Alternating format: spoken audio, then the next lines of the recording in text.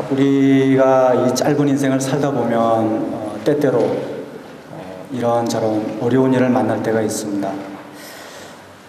또 그렇게 어려운 상황 가운데 있다 보면 마치 이 세상에 나 혼자 있는 것 같은 그런 고독 또 외로움을 느낄 때가 있죠. 또 그러다 보면 마음이 우울해지고 산다는 것이 재미가 없어지기도 합니다.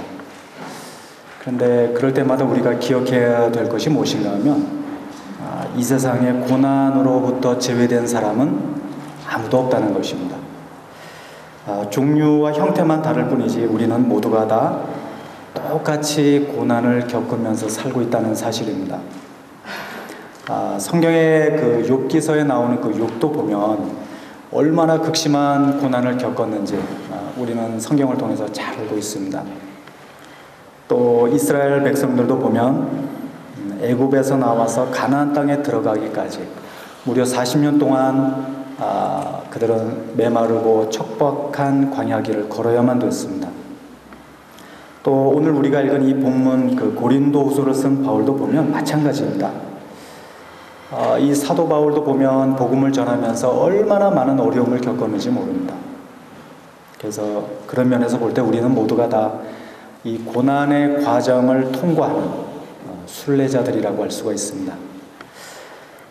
물론 고난의 시간들이 즐거운 것은 아니죠. 그러나 우리가 고난의 시간들을 잘 통과하기만 하면 이 고난이 우리에게 큰 유익이 될 수가 있습니다. 그 사람들이 하는 말 중에 햇빛이 늘 비치는 곳은 사막이 된다, 이런 말이 있습니다. 햇빛이 늘 비치는 곳은 사막이 된다. 사람은 누구나 다 날씨가 맑고 화창하기를 원하죠.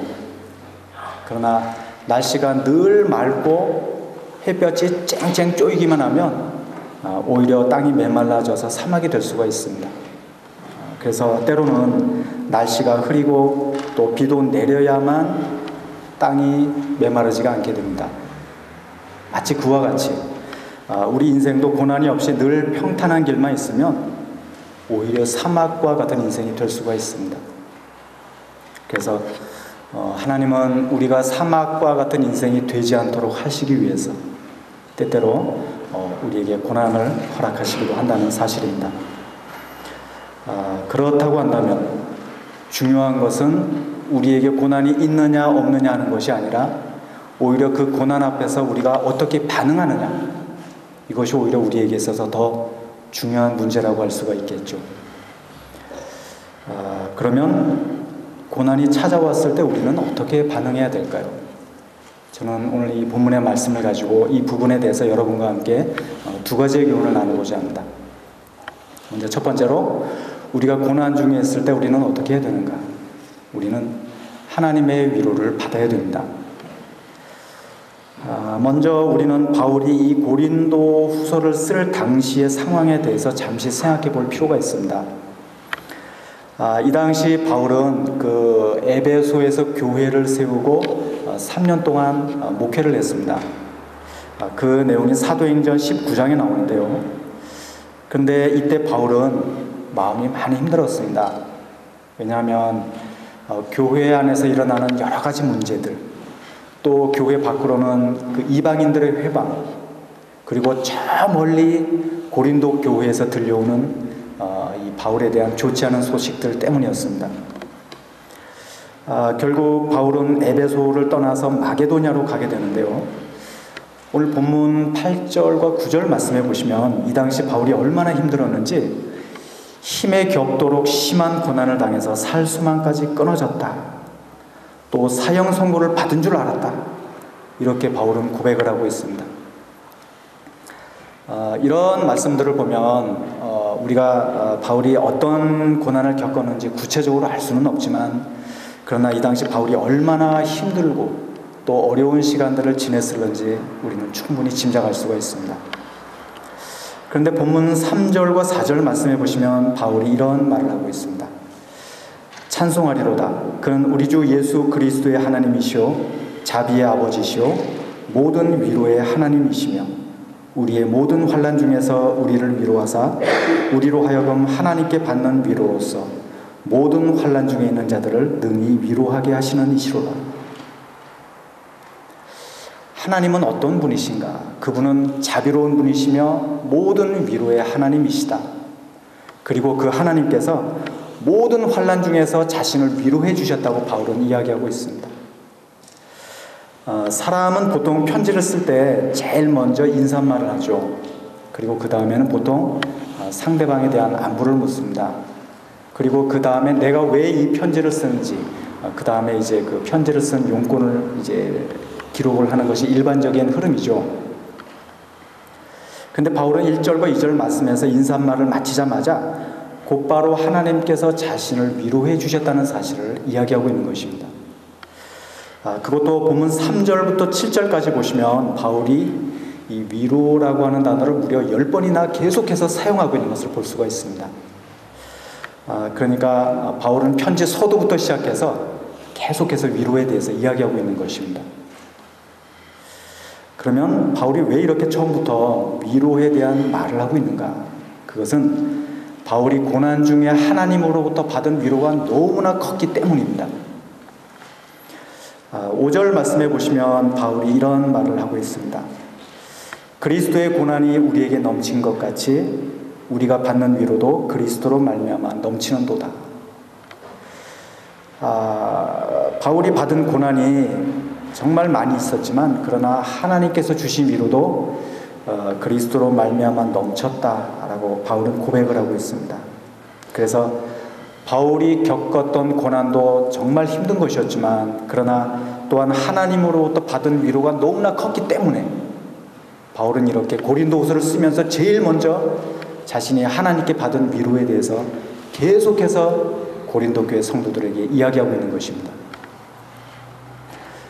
이 위로라고 하는 단어를 헬라어로 보면 파라클레시스라고 합니다.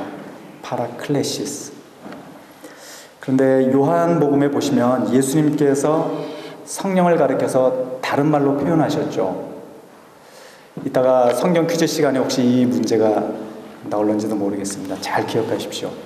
예수님께서 성령을 가리켜서 보혜사라고 말씀하셨습니다. 근데 이 보혜사라고 하는 단어를 헬라어로는 파라클레토스라고 합니다. 파라클레시스와 파라클레토스 좀 비슷한 느낌이 들죠. 사실 이 두 단어는 어원이 똑같습니다. 그리고 의미도 아주 비슷합니다. 그래서 이 파라클레토스라고 하는 단어의 뜻이 무엇인가 하면 중보자, 변호자, 위로자 이런 의미를 가지고 있습니다. 다시 말해서 우리 안에 계신 파라클레토스 곧 성령께서 바로 우리를 위로해 주시는 분이라고 하는 사실을 예수님은 말씀하신 것입니다. 사랑하는 여러분, 혹시 우리 가운데 어떤 일로 인해서 마음이 힘든 분들이 계시다면 이 시간 우리를 위로해 주시는 하나님의 위로를 우리 모두가 경험할 수 있기를 바랍니다. 이사야 66장 13절 말씀해 보시면 이런 말씀이 있습니다. 어머니가 자식을 위로함 같이 내가 너희를 위로할 것인즉 너희가 예루살렘에서 위로를 받으리니. 어머니가 자식을 위로하는 것처럼 하나님께서 그렇게 우리를 위로해 주신다고 이사야는 이야기하고 있습니다. 어린 아이에게 있어서 이 엄마 품이 얼마나 따뜻하고 포근한 안식처인지 우리는 모두가 다 잘 알고 있죠. 아이들을 보면 아무리 무서웠다가도 이 엄마 품에 안기기만 하면 그 무서웠던 마음이 금세 사라져버리고 맙니다. 또 몸이 피곤하고 졸릴 때 아이들을 보면 엄마 품에 안겨서 편안하게 아무런 걱정 없이 잠자는 모습들을 우리가 볼 때가 있죠. 마치 그와 같이 하나님께서 우리를 위로해 주신다고 하는 사실입니다. 그래서 우리는 고난 중에 있을 때 무엇보다 먼저 하나님으로부터 이 위로를 경험할 수 있어야 되는 것입니다. 힘들다고 사람한테 가서 넋두리하고 하소연하면 그것도 한두 번이지 자꾸 그러면 사람들이 듣기 싫어합니다. 그런데 하나님은 절대로 그러지 않으십니다. 그래서 우리가 마음이 괴롭고 힘들 때 우리는 사람을 찾아가는 것이 아니라 하나님께 나아가서 우리의 답답하고 괴로운 심정을 날마다 하나님께 쏟아낼 수 있어야 되는 것입니다. 그리고 그럴 때 하나님께서 우리의 그 하소연을 들으시고 우리를 위로해 주시는 것입니다. 그래, 많이 힘들지? 나도 알고 있어. 내가 도와줄게. 조금만 더 참아. 걱정하지 마. 그리고 이렇게 위로해 주시는 하나님의 그 위로를 통해서 우리는 다시 일어설 수 있는 힘과 용기를 얻게 되는 것입니다. 6절 하반절에 보시면 이런 말씀이 있습니다. 이 위로가 너희 속에 역사하여 우리가 받는 것 같은 고난을 너희도 견디게 하느니라. 이 하나님의 위로가 우리로 하여금 바울이 겪은 것 같은 그 극심한 그 고난까지도 견디게 해준다라고 바울은 이야기하고 있습니다. 다시 말해서 하나님의 위로가 없다면 우리는 고난의 시간들을 견딘다고 하는 것이 결코 쉽지 않다고 하는 것입니다. 또 그렇게 되면 이 고난의 시간들이 우리에게 있어서 마음의 상처가 될 수가 있습니다. 그러나 우리가 하나님으로부터 위로를 받을 때 우리는 얼마든지 그 고난의 시간들을 넉넉하게 견딜 수 있게 될 뿐만 아니라 또한 그 시간들이 우리의 마음의 상처가 되는 것이 아니라 그런 시간들조차도 우리에게 있어서 은혜의 시간들이 될 수 있게 되는 것입니다. 그래서 우리는 모두가 다 하나님의 위로가 필요합니다. 또 뿐만 아니라 우리가 하나님으로부터 위로를 받을 때 우리는 그 위로를 가지고 다른 사람들을 위로할 수 있게 되는 것입니다. 4절에 보시면 바울이 이런 말을 하고 있습니다. 우리의 모든 환난 중에서 우리를 위로하사 우리로 하여금 하나님께 받는 위로로서 모든 환난 중에 있는 자들을 능히 위로하게 하시는 이시로다.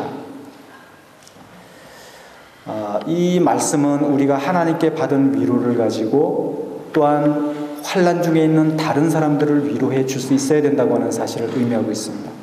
다시 말해서 우리는 하나님의 위로도 필요하지만 서로를 통해서도 위로가 필요하다고 하는 사실입니다. 혹시 우리 주변에 위로가 필요한 사람은 없는지 한번 돌아볼 수 있었으면 좋겠습니다. 그리고 만약 그런 분들이 계시다면 우리가 하나님께 받은 그 위로를 가지고 우리가 서로를 위로해 줄 수 있기를 바랍니다. 세상에 위로가 필요 없는 사람은 아무도 없죠. 이 세상에 위로를 받지 않고 살 만큼 강한 사람은 아무도 없습니다. 시편 69편 20절에 보시면 다윗이 이런 말을 했습니다. 불쌍히 여길 자를 바라나 없고 안위할 자를 바라나 찾지 못하였나이다. 자신을 위로해 줄 사람을 찾았는데 그런 사람을 발견하지 못했다라고 다윗은 탄식했습니다. 이런 말씀을 보면 다윗도 한 나라의 왕이었지만 그럼에도 불구하고 위로가 필요한 사람이었다고 하는 사실을 우리는 알 수가 있습니다. 사랑하는 여러분, 저는 우리가 어려운 일을 만날 때마다 이렇게 하나님을 통해서 하나님의 위로를 경험할 수 있기를 바랍니다. 그럴 때 그 위로를 통해서 우리가 그 고난의 시간들을 넉넉하게 견뎌나가고 넉넉하게 통과할 수 있게 될 것입니다. 또 뿐만 아니라 우리가 하나님께 받은 그 위로를 가지고 고난 중에 있는 다른 사람들을 위로하면서 우리 모두가 언제나 든든하게 믿음의 자리에 설 수 있게 되기를 이 시간 주님의 이름으로 축원드립니다. 두 번째로 우리가 고난 중에 있을 때 우리는 어떻게 해야 되는가? 우리는 오직 하나님만 의지해야 됩니다. 9절 말씀해 보시면 바울이 이런 말을 하고 있습니다. 우리는 우리 자신이 사형 선고를 받은 줄 알았으니 이는 우리로 자기를 의지하지 말고 오직 죽은 자를 다시 살리시는 하나님만 의지하게 하심이라. 이 말씀을 보면 바울이 마치 그 사형 선고를 받은 것 같은 그런 상황 가운데서 오직 하나님만 의지해야 된다고 하는 사실을 깨달았음을 우리는 알 수가 있습니다. 사실 이 극한 상황이 되면 이 물질이나 또는 다른 사람들의 도움이 별 소용이 없을 때가 많습니다. 그래서 바울은 그 극심한 고난을 통해서 자신이 의지해야 될 대상은 오직 하나님 한 분밖에 없다는 사실을 절실하게 깨달은 것입니다. 하나님께서 왜 때때로 우리에게 고난을 허락하시는가? 우리가 그 이유에 대해서 다 알 수는 없지만, 그러나 그 가운데 중요한 이유가 한 가지 있다면 그것은 바로 우리가 그런 시간들을 통해서 오직 하나님 한 분만을 의지할 수 있기를 하나님은 바라고 계시다고 하는 사실입니다. 하나님을 의지하는 사람에게서 볼 수 있는 중요한 세 가지 특징이 있습니다. 그 첫 번째가 무엇인가 하면 평안입니다. 하나님을 의지함으로써 이 마음의 걱정, 근심, 불안, 두려움 이런 것들이 다 사라지고 하나님께서 주시는 평강을 우리가 누리게 된다고 하는 것이죠. 시편 56편 3절과 4절 말씀해 보시면 다윗이 이런 고백을 하고 있습니다. 내가 두려워하는 날에는 내가 주를 의지하리이다. 내가 하나님을 의지하고 그 말씀을 찬송하올지라. 내가 하나님을 의지하였은즉 두려워하지 아니하리니 혈육을 가진 사람이 내게 어찌하리이까. 이 시편 56편 말씀을 보시면 그 서문에 어떻게 되어 있는가 하면 다윗이 가드에서 블레셋 사람에게 잡힌 때 이렇게 기록이 되어 있습니다. 그러니까 구체적인 상황은 알 수는 없지만 다윗이 블레셋 사람들에게 사로잡혔으니까 다윗이 얼마나 그 마음이 두려웠겠어요. 근데 다윗이 그런 상황 가운데서도 나는 하나님을 찬양하겠습니다. 또 사람들이 자기를 어떻게 하겠냐고 하면서 자신은 절대로 사람들을 두려워하지 않겠다라고 이야기하고 있는 것입니다. 이처럼 우리가 하나님을 의지할 때 우리는 걱정, 근심, 두려움 대신 우리 마음의 평안을 누리게 되는 것입니다. 두 번째로 하나님을 의지하는 사람은 하나님을 기대하는 마음이 생기게 됩니다. 본문 10절 말씀해 보시면 바울이 이런 말을 하고 있습니다. 그가 이같이 큰 사망에서 우리를 건지셨고 또 건지실 것이며 이후에도 건지시기를 그에게 바랍니다. 바울은 과거에도 하나님께서 자신을 건져주신 경험들이 많이 있었습니다. 그래서 바울은 과거에도 하나님께서 자신을 그렇게 건져주신 것처럼 앞으로도 하나님께서 자신을 건져주실 것을 믿고 기대했던 것입니다. 그리고 이렇게 하나님을 기대하는 사람은 하나님께 기도하게 되어 있습니다. 11절 말씀해 보시면 바울이 고린도 교회 성도들에게 기도로 자신을 도우라고 부탁했던 말씀을 우리가 볼 수가 있는데요. 이처럼 하나님을 기대하는 사람은 하나님께 기도하게 됩니다. 그리고 기도하면서 하나님께서 자신의 삶 가운데 행하실 그 놀라운 일들을 기대하게 되는 것입니다. 셋째로 하나님을 의지하는 사람은 세상과 타협을 하지 않게 됩니다. 다니엘서에 보시면 다니엘과 세 친구들이 이 왕의 음식으로 자기들 몸을 더럽히지 않겠다고 굳게 결심을 하고 물과 채식만 먹었던 사실을 우리가 성경에서 발견할 수가 있죠. 또 다윗 같은 경우도 보면 자기를 죽이려고 쫓아오던 사울을 죽일 수 있는 기회가 2번이나 있었음에도 불구하고 자신이 사울을 죽이지 않겠다고 결심했던 사실을 우리가 성경에서 볼 수가 있습니다.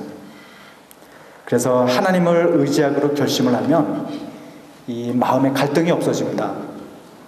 그래서 다윗이 마치 사울을 내가 죽일까 말까 그렇게 갈등하지 않았던 것처럼 우리가 하나님을 의지하면 갈등이 없어집니다.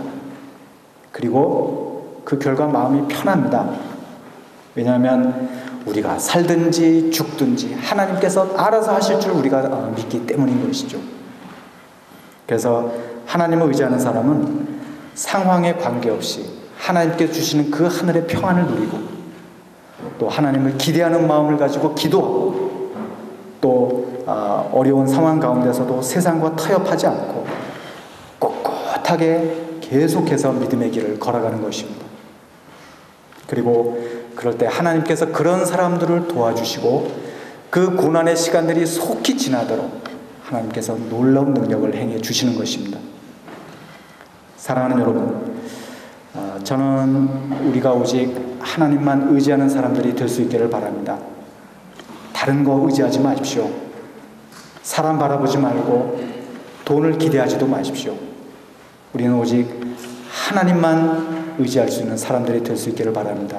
아멘이십니까? 예.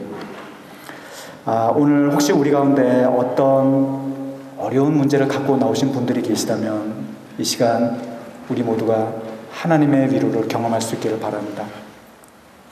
물론 그 위로의 음성이 우리 귀에 들리지는 않지만 그러나 우리 마음속에서부터 우리에게 말씀하시는 그 위로의 음성을 듣고 그 위로를 통해서 우리가 다시 한번 힘과 용기를 가지고 일어설 수 있기를 바랍니다. 또 뿐만 아니라 우리가 다른 것도 의지하지 않고 오직 하나님만 의지하면서 날마다 하늘의 평강을 누리고 또 걱정하고 실망하는 것이 아니라 오히려 하나님을 기대하고 그리고 기도하면서 그리고 꿋꿋하게 믿음의 길을 걸어갈 수 있기를 바랍니다. 그래서 바라기는 하나님께서 우리를 모든 고난 중에서 건져주시는 놀라운 하나님의 역사를 우리 모두가 경험할 수 있게 되기를 이 시간 주님의 이름으로 축원드립니다.